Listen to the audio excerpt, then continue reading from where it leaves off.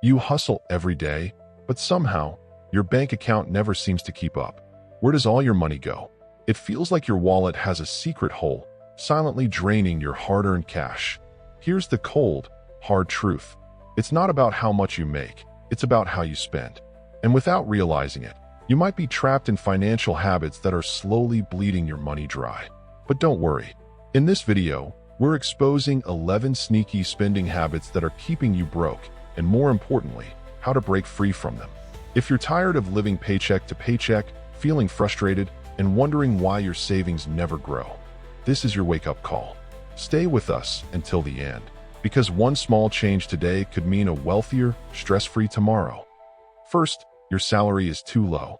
The real issue is not the amount, but how you manage it. Does your salary always feel like it vanishes into thin air? Every month, your paycheck arrives, but within days, it's gone, like water slipping through your fingers. You might think the issue is that you're not earning enough, but what if the real problem is how you're managing it? Imagine a vast rice field. If the water only flows to one side, the other side will dry up and the crops will fail. Your money works the same way. If every dollar is spent without direction, important areas like savings and investments will be left barren. And the result? No matter how much your income grows, it will never feel enough. So how do you fix this? Simple. Take control of your money before it controls you. The moment your paycheck arrives, give every dollar a purpose. Cover your essentials, food, housing, transportation, but don't stop there.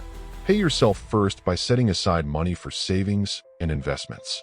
These are the seeds of financial security, and the sooner you plant them, the sooner they'll grow into true wealth. Second, getting tempted by discounts. Who doesn't love a good discount? Those bold red signs screaming sale 50% off, or buy one get one free, instantly catch our attention, making us feel like we're grabbing an unmissable deal. But be careful, not all discounts actually save you money. How many times have you bought something just because it was cheap, only to let it collect dust at home? At first, it feels satisfying to score a bargain, but later, you realize that money could have gone towards something far more important. Before rushing to checkout, pause and ask yourself, if this item weren't on sale, would I still want to buy it? If the answer is no, then you're not saving money. You're just spending unnecessarily. A real discount only benefits you when it applies to something you already plan to buy. Otherwise, it's just a sneaky way to make you waste money in disguise. Third, not having time to learn about investing. Many people think investing is complicated, risky, and only for the rich or finance experts. As a result, they keep postponing it. But the longer you wait, the more opportunities you lose. Think about this. Inflation happens every year. The money you keep in a savings account without investing gradually loses value. Prices go up, the cost of living increases, but your money stays the same.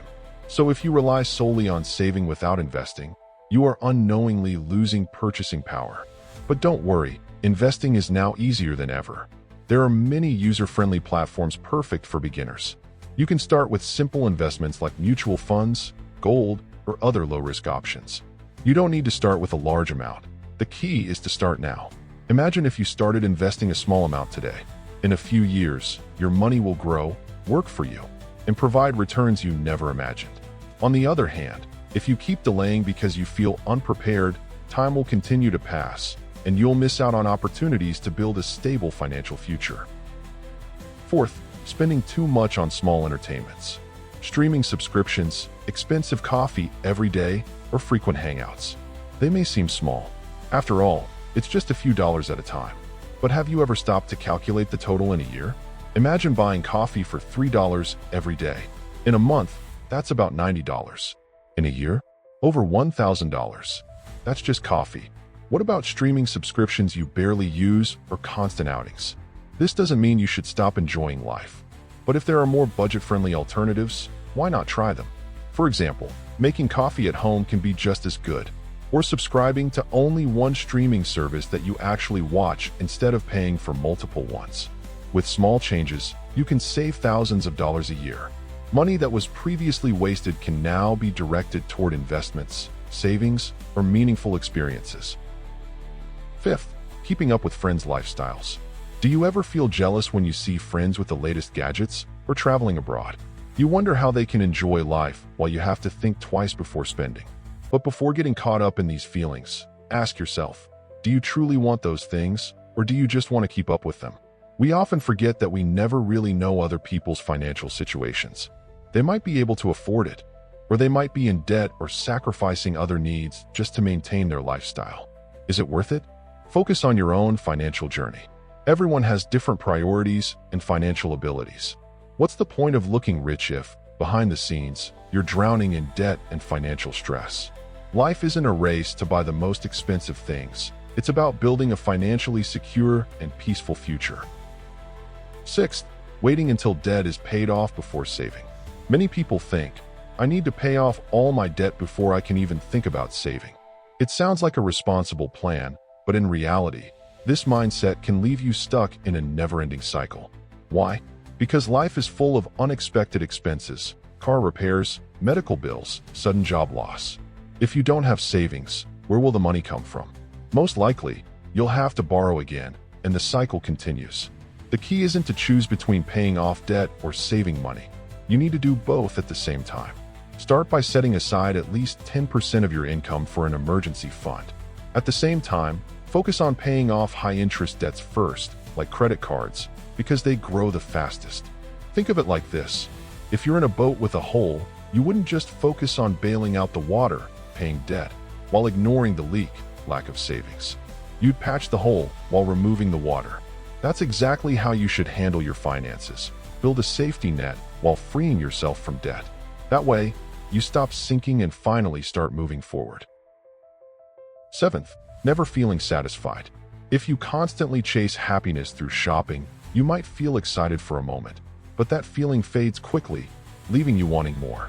The truth is, material things can't provide lasting fulfillment. No matter how much you buy, there will always be something new to crave, keeping you stuck in an endless cycle of spending. Instead of accumulating things, shift your focus to experiences, financial security, and true well-being. Studies show that investing in experiences, like travel, learning new skills, or spending time with loved ones, brings deeper and longer-lasting happiness than material possessions. The key to breaking free from impulse spending is practicing gratitude and mindful spending. Before making a purchase, ask yourself, do I really need this? Or am I just chasing a temporary feeling? Will this bring lasting value to my life? When you start appreciating what you already have and become intentional with your money, you'll find greater joy, not in things, but in a life of financial freedom and peace of mind. Eighth, always giving money to family. Helping family is a noble and loving act, but it should never come at the cost of your own financial security. Many people feel obligated to support their relatives, even if it means sacrificing their own stability, going into debt, or delaying their own financial goals. But remember, if you drain yourself completely, you won't be able to help anyone in the long run. The key is to set clear boundaries while still offering support in a sustainable way. Instead of always giving money, consider alternatives like providing financial education, help them learn budgeting, saving, or investing, helping them find better job opportunities, or guiding them towards skills that improve their earning potential, offering emotional and strategic support instead of financial handouts. Supporting loved ones is important, but true help empowers them to stand on their own feet, rather than making them dependent on you. Protect your finances first, because when you're strong, you can help others even more effectively. Ninth, falling for friends' business offers. Be cautious when investing in a business just because a friend recommends it. Trust is important, but when it comes to money, blind trust can be dangerous. Many people have lost their savings by diving into investments they didn't fully understand, simply because someone close to them convinced them it was a good opportunity. No matter how promising it sounds, always take a step back and assess the bigger picture. Does the business have a clear, sustainable model? Is there real evidence of profitability? Or is it just an idea filled with hope and enthusiasm? Rushing into an investment without proper research is like walking into a dark room without knowing what's inside. A true investment should be based on logic, data, and careful planning, not just emotions or personal relationships. If a business is truly strong, it will stand on its own merits, and the numbers will speak for themselves. So before you commit, take your time. Study the risks, understand the market, and make sure your financial decisions align with your long-term security. Because in the end, it's not just about helping a friend, it's about protecting your future.